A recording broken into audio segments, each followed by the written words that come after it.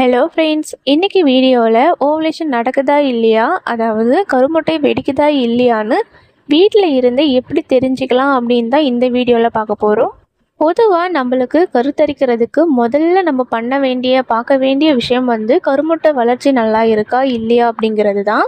கருமுட்டை வெடிக்கிறதுக்கான எல்லா சிம்டம்ஸும் இருக்குதா இல்லையா அப்படிங்கிறதா அடிப்படையான விஷயம். அது ஃபர்ஸ்ட்டு நம்ம ரொம்ப நல்லா தெரிஞ்சுக்கணும். அதை வீட்டில் இருந்தே சிம்டம்ஸ் மூலமாக நம்ம தெரிஞ்சுக்க முடியும். அதே மாதிரி ஸ்கேன் எப்போ தேவைப்படும் அப்படிங்கிறத பற்றியும் இந்த வீடியோவில் டீட்டெயில்டாக பார்க்கலாம். பொதுவாகவே பெண்களுக்கு மாதவிடாய் கம்ப்ளீட் ஆனதுக்கப்புறம் அந்த 7 நாட்கள் முடிஞ்சதுக்கு அப்புறமா கொஞ்சம் கொஞ்சமாக வெள்ளைப்படுதல் ஆரம்பிக்கும்.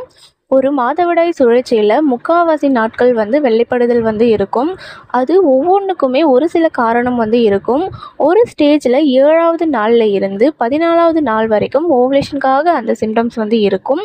அப்புறம் 14ஆவது நாளில் இருந்து 28ஆவது நாள் வரைக்கும் வேறு ஒரு ஹார்மோனாக சேஞ்ச் ஆகி ப்ரெக்னன்சிக்காக பாடி ரெடி ஆகும். இல்லை அப்படின்னா அடுத்த பீரியட்ஸ்க்காக சேஞ்ச் ஆகும். அதனால இந்த மாதிரி வெள்ளைப்படுதல் ஒரு மாத சைக்கிள் முழுக்க இருக்கும். இந்த 7ஆவது நாள் முதல் 14ஆவது நாள் வரை இருக்கக்கூடிய டைமிங் பார்த்திங்கன்னா, கருமுட்டை வளர்கிறதுக்காகவும் கருமுட்டை வெடிக்கிற சமயத்துலேயும் நம்மளுக்கு டிஸ்சார்ஜ் ஒயிட் டிஸ்சார்ஜ் அதிகமாக இருக்கும். இதை தான் நம்மளோட பிக்கஸ்ட் சிம்டம்ஸாகவே இருக்கும் கருமுட்டை வெடிக்குது அப்படிங்கிறதுக்காக. இப்போது ஓவலேஷன் நடக்கிறதுக்கான ஃபர்ஸ்ட் சிம்டம் என்ன அப்படின்னு பார்த்தீங்கன்னா, முக்கால்வாசி பெண்களுக்கு 7ஆவது நாளில் இருந்து கொஞ்சம் கொஞ்சமாக ஆரம்பிக்கக்கூடிய அந்த வெள்ளைப்படுதல் எக் ஒயிட் மாதிரி இருக்கும். முட்டையோட வெள்ளைக்கரு மாதிரி ஸ்டிச் ஆகும். ஒயிட் டிஸ்சார்ஜ் 13, 14, 15, 16 இந்த டேஸில் ஒரு நாளில் ரொம்ப அதிகமாக உங்களுக்கு ஒயிட் டிஸ்சார்ஜ் இருக்கும்.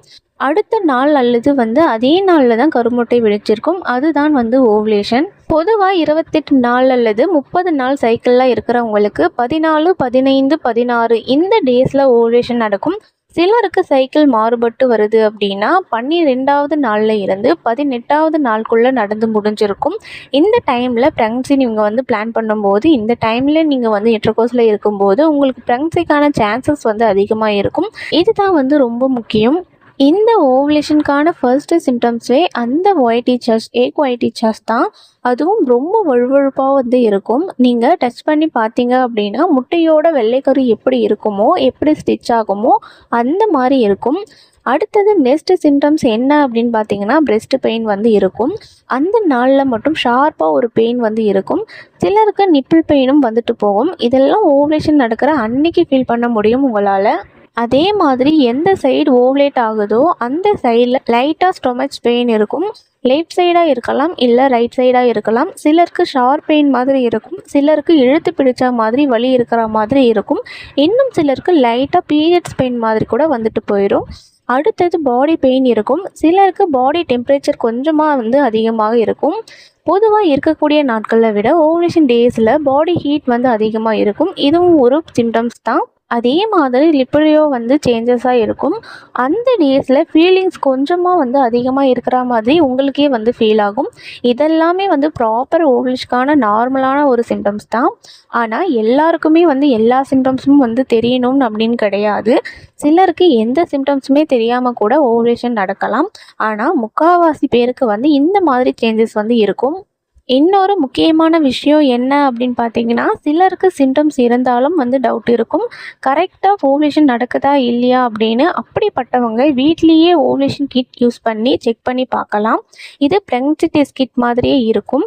பொதுவாக பீரியட்ஸ் முதல் நாளில் இருந்து கவுண்ட் பண்ணிங்க அப்படின்னா 11ஆவது நாளில் இருந்து செக் பண்ண ஆரம்பிக்கணும்.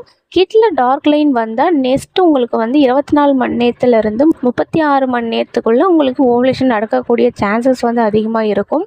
அதே மாதிரி இன்னொரு ஈஸியான மெத்தடு என்ன அப்படின்னு பார்த்தீங்கன்னா, பாடி டெம்பரேச்சரை நோட் பண்ணுறது. நீங்கள் டெய்லியும் எழுந்த உடனே டெம்பரேச்சரை செக் பண்ணிவிட்டு அதை நோட் பண்ணிக்கோங்க.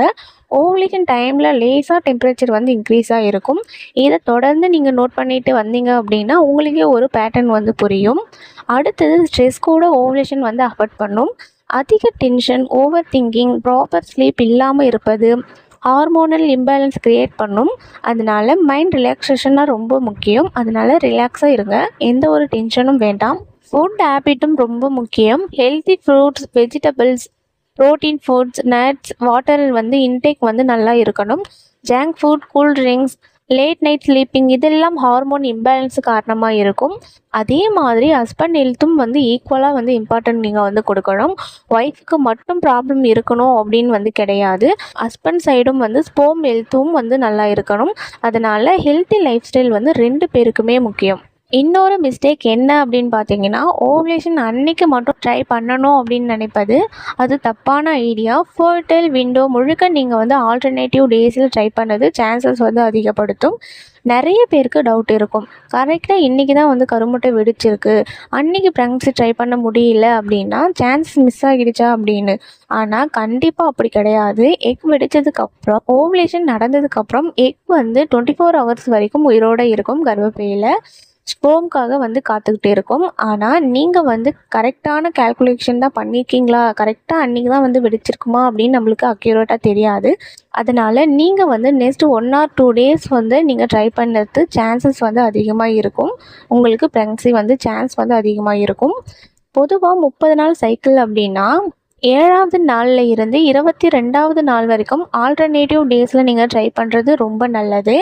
இப்போது ஓவலேஷன் நடக்கலை அப்படின்னா என்ன சிம்டம்ஸ் இருக்கும் அப்படின்னு பார்த்தீங்கன்னா, ஃப்ளோ வந்து ரொம்ப கம்மியாக இருக்கும். உங்களுக்கு ஒயிட் டீச்சர்ஸ் வந்து ரொம்ப வந்து இல்லாமல் ட்ரையாக இருக்கிற மாதிரி ஃபீல் பண்ணுவீங்க. ஃபிட்னஸ் வந்து கம்மியாக இருக்கும். லோஸ் ஆஃப் இன்ட்ரெஸ்ட் வந்து இருக்கும். உங்களுக்கு இன்டர்கோர்ஸில் வந்து இன்ட்ரெஸ்ட்டே இல்லாத மாதிரி ஃபீல் பண்ணுவீங்க. இந்த சிம்டம்ஸ் எல்லாமே வந்து 3 மாதத்துக்கு மேலே உங்களுக்கு கண்டினியூஸாக இருந்தது அப்படின்னா கண்டிப்பாக டாக்டர் அட்வைஸ் வந்து எடுத்து ஸ்கேன் பண்ணிக்கிறது ரொம்ப முக்கியம். இந்த மாதிரி கருமுட்டை வெடிக்காமல் போகிறதுக்கு தைராய்டு, ப்ரொலாக்டின் ஹார்மோன் அதிகமாக இருக்கிறது, ஹார்மோன் இம்பேலன்ஸ், பிசிஓஎஸ், பிசிஓடி இந்த மாதிரி காரணங்களும் இருக்கலாம். அதே மாதிரி சில விஷயங்கள் வந்து என்ன அப்படின்னு பார்த்தீங்கன்னா, ஒயிட் டிஸ்சார்ஜ் வந்தால் இன்ஃபெக்ஷன் தான், பெயின் இருந்தால் ப்ராப்ளம் தான் அப்படின்னு நிறைய பேர் வந்து பயப்படுவாங்க. ஆனால் ஓவலேஷன் டைமில் இந்த மாதிரி சிம்டம்ஸ் வந்து நார்மலாக கூட இருக்கலாம். ஆனால் severe pain, bad smell, itching, irregular bleeding இந்த மாதிரி சிம்டம்ஸ் இருந்தால் நீங்கள் வந்து டாக்டர் அட்வைஸை வந்து கண்டிப்பாக உங்களுக்கு வந்து டாக்டர் அட்வைஸ் வந்து தேவைப்படும்.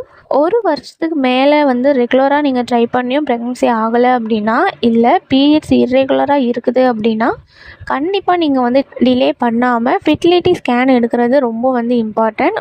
1 மாதம் இல்லை 2 மாதம் நீங்கள் வந்து நோட் பண்ணி பாருங்கள். உங்கள் பாடி கொடுக்கக்கூடிய சின்ன சின்ன சிம்டம்ஸை வந்து கவனித்தாலே ஓவலேஷன் நடக்குதா இல்லையா அப்படிங்கிறத நம்மளால் ஓரளவுக்கு வந்து புரிஞ்சிக்க முடியும். இந்த வீடியோவில் நான் சொல்லியிருக்கிற விஷயங்களை நோட் பண்ணி பாருங்கள். கண்டிப்பாக உங்களுக்கு வந்து ஒரு கிளாரிஃபை கிடைச்சிருக்கும் அப்படின்னு நான் நம்புகிறேன். இந்த வீடியோ உங்களுக்கு யூஸ்ஃபுல்லாக இருக்கும்னு நினச்சிங்கன்னா கமெண்ட் செக்ஷனில் சொல்லுங்கள். உங்களுக்கு வேறு ஏதேனும் டவுட் இருந்தால் அதையும் கமெண்ட் பண்ணுங்கள். நான் கண்டிப்பாக ரிப்ளை கொடுக்குறேன். இந்த வீடியோ பார்த்தமைக்காக அனைவருக்கும் மிக்க நன்றி.